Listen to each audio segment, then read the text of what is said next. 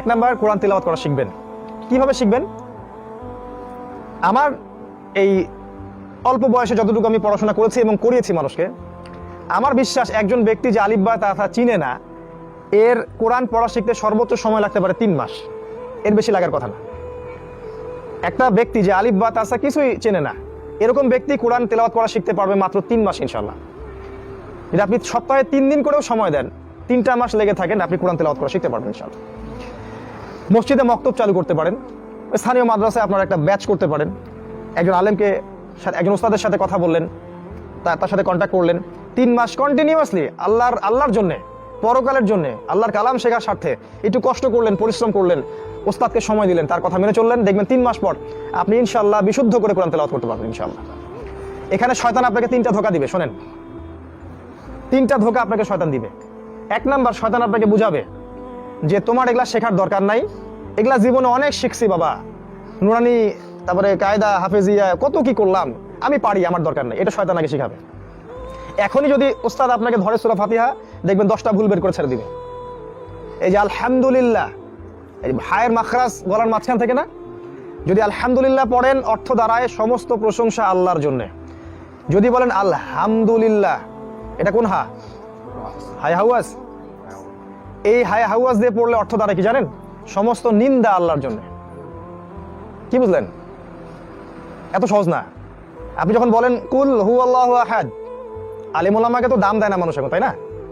এত সহজ না ভাই, বহু বছর পড়াশোনা করে এগুলো শিখতে হয়। ওইদিকে আমি পরে আসছি। যদি আপনি বলেন কুল হুয়াল্লাহু আহাদ, অর্থ দাঁড়ায় বলুন হে নবী, আল্লাহ এক এবং অদ্বিতীয়, তাই না?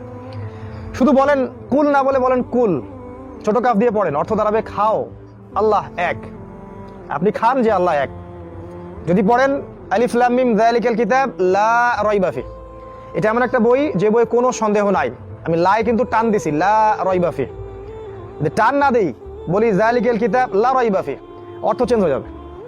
অর্থ হবে এটা এমন একটা বই যে বই অবশ্যই সন্দেহ আছে, এটা এমন একটা বই যে বই অবশ্যই সন্দেহ আছে। ঈমান না কুফর? বুঝতেছেন না কথা? ঈমান না কুফর? কুফর। যদি বলেন কুল ইয়া আইয়ুহাল কাফিরুন, হে কাফেররা, লা আ'বুদু মা তা'বুদুন, আমি তার ইবাদত করি না যার ইবাদত তোমরা করো, এটা তো ঈমান। আর যদি বলেন লা আ'বুদু মা তা'বুদুন, অর্থ আমি অবশ্যই তার ইবাদত করি যার ইবাদত তোমরা করো, এটা কি? কুফর। তো মাখরাজ, মদ, এই জিনিসগুলো ভালো করে শিখে তাসবিদের সাথে কোরআন তেলাওয়াত করতে হবে। চেষ্টা করেন, তারপরে যদি না আসে আল্লাহ মাফ করে দেবেন ইনশাআল্লাহ। তো আপনাকে তো চেষ্টা করতে হবে। সারা জীবন 10, 15, 20 বছর বিসিএস ক্যাডার হওয়ার জন্য মাথার ঘাম পায়ে ফেলে একদম একাকার করে ফেলালেন, আল্লাহর কালাম পড়ার সৌভাগ্য হলো না, এর মতো হতভাগা কোনো মানুষ হতে পারে পৃথিবীতে? মাঝে মাঝে আমার রাগ হয়, তো রাগ হওয়ার জন্য রাগ হচ্ছে না, বিবেককে নাড়া দেওয়ার জন্য রাগ হচ্ছে।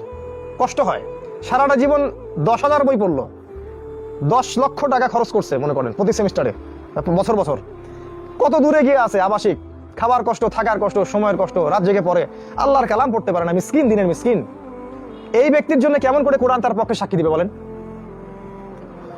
যদি আপনি বিশুদ্ধ করে কোরআন তেলাওয়াত করা শিখেন, তাহলে অনেক অনেক ফজিলত পাবেন।